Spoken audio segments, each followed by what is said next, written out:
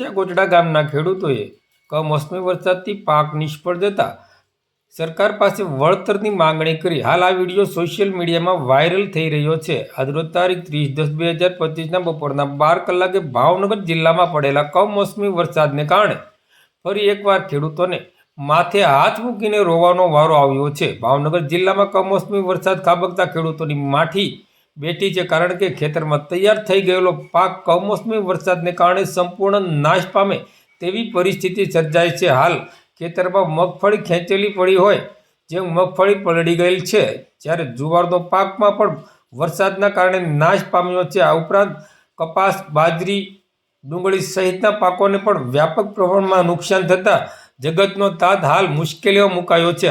આખું વર્ષથી મહેનત કરી અને પકવેલો પાક ઘડીની પળમાં નાશ પામી જતા ખેડૂતોને રાતા પાણીએ રોવાનો વારો આવ્યો છે. મહુવા તાલુકાના નીચા કોટડા, તરેડ સહિતના ગામોમાં વ્યાપક નુકસાન થયું છે.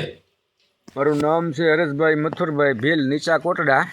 હવે અમારે ખેડૂતને એવું છે કે ડુંગળી આજે નહીં ને કાલ 2 દી પહેલાં મેં સોંપી. 2 દી પહેલાં સોંપી, જેથી સોંપી દીધી ત્યારે બપોર બાદ ન મેં આવ્યો, પણ સાંજે સોંપીને બહાર નહીં રહ્યા એટલે મેં આવ્યો 8 વાગે રાતના વાર મેં. અને પછી તમને કોઈ એવો મેં આવ્યો ત્યારે રાતે બહુ વાંધો ન આવ્યો, પણ બીજી રાતે પાછો વરસાદ એવો આવ્યો કે ડુંગળી બધું હાવ કાઢીને બહાર બધું ધોવાનું બધું કરીને બીજાના ખેતરમાં સડાવી દીધું, બરાબર. અને આગળ તમને કહું, અત્યારે પૈસાની એવી અધોગતિ છે કે આગળ તો ઘાસ, સારો, કપા, નિરણ, હેમર બધી હાવ બોલું થઈ ગયું, પાણીમાં બધું હાવ રાખ થઈ ગયું.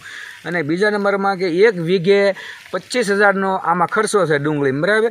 હવે એ ખર્ચો છે ત્યારે હવે તમને કહું આગે તો એ બધા ગોતી કર્યા. હવે પછી એનું આજે હવે પાછું નવેસરથી કરવાનું થાય તો હવે પાછા 25,000 રૂપિયા થાય, એટલે એ બધી પોહાય એમ નથી ત્યારે. અને કોઈ પણ બધાય ખેડૂતોને એટલી નુકસાની છે કે કોઈ એની વાત પૂછવામાં. માણાનો ઘાસ કે માંડવીનું સારેલું એ પણ કોઈનું નથી રહ્યું, એમ ડુંગળી પણ ખેતરમાં જે સોંપી એ પણ નથી રહી. તો હવે કરવાનું શું ખેડૂત? ક્યારે વળતર મળેલું? ક્યારેયની આ કોટડા ગામ નીચા કોટડા છે ઓનલાઈનમાં નથી. એના કારણે ખેડૂતને તકલીફ બહુ ભોગવવી પડે. એનું કારણ છે કે ઓનલાઈનમાં છે એટલે વળતર અમારે ક્યારેય નથી આવતું. આ પહેલાં જ્યારે આયોજન પોરની સિઝનમાં થયું ત્યારે બધાને વળતર મળ્યા, બધા ગામને, પણ નીચા કોટડાને ક્યારે મળ્યું નથી. નીચા કોટડાને મળ્યું નથી એનું કારણ એ છે કે નીચા કોટડા છે એ ઓનલાઈનમાં નથી. ઊંચા કોટડા ઓનલાઈનમાં આવે, નીચા કોટડા નથી આવતું, એટલે અમને કોઈને વળતર પાત્ર નથી, મળવા પાત્ર નથી. એમ મારું નામ બાબુભાઈ કૃષ્ણભાઈ ભીલ, ગામ નીચા કોટડા.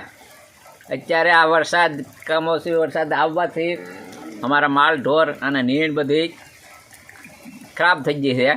અને માલને અત્યારે નીર બહુ એ આપણે તકલીફ છે. અને અમારે તરફથી કાંઈ અમારા ગામમાં કોઈ સહાય મળતી નથી. અને અત્યારે તમે જુઓ આ બધાય હીરાઓ બધો ફેલ થઈ ગયો છે. અને અમારે માલ દો કેટલા માલ છે, એ માલ બધા ગાવું છે. સરકાર પાસે શું આશા રાખો છો? સરકાર પાસે અમે એ આશા રાખીએ કે અમને કંઈક વળતર આપે અને માલને કે નિભાવીએ, નકર તો આ માલ મરી જાય. અમે કરીશું શું આમાં? માલને તો ઘાસ સારો નિર્વત પડશે.